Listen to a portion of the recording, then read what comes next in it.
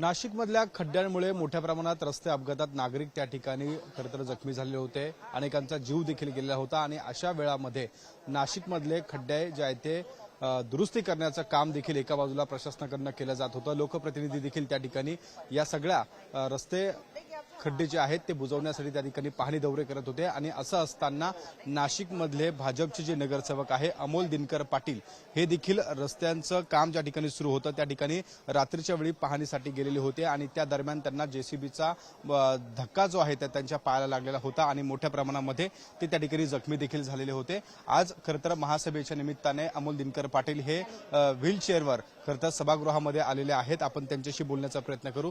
अनेक दिवसांपासून नाशिकमधल्या खड्ड्यांचा प्रश्न खरंतर मोठ्या प्रमाणात त्या ठिकाणी राज्यभर गाजत होता। असं असताना लोकप्रतिनिधी म्हणून आपण देखील अनेक ठिकाणी रस्ते दुरुस्तीच्या कामांचं पाहणी करत होते। त्यावेळेस तुम्हाला ही दुखापत झाली होती, काय घडलं होतं? आज व्हीलचेअरवर तुम्हाला सभागृहात यावं लागतंय।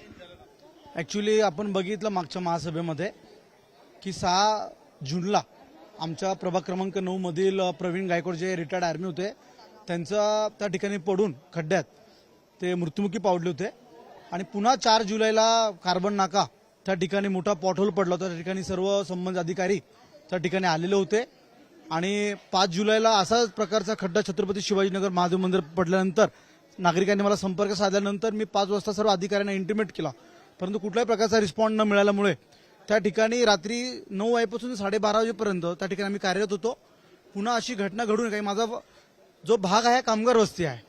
कामगार वस्ती असल्यामुळे त्या ठिकाणी अनेक नागरिक त्या ठिकाणी first shift, second shift, third night शिफ्टला जात असतात। अशी पुन्हा घटना घडू नये म्हणून मी अधिकाऱ्यांसमोर काम करतो, परंतु प्रशासनाच्या दिरंगाईमुळे त्या ठिकाणी एवढे मोठा ठेका दिल्यानंतर कुठल्याही प्रकारचं मटेरियल स्टॅकमध्ये नसताना 3 तासात फक्त 2 ट्रॅक्टर मटेरियल त्या ठिकाणी आलं आणि रात्री 12:30 वाजता त्या ठिकाणी जेसीबी काम करत असताना डिवायडरमध्ये माझा पाय अटकला आणि माझ्या पायामध्ये दोन्ही एक टीबी आणि फिबुला म्हणून 2 बोन्स असतात ते पूर्णपणे क्रॅक झाले।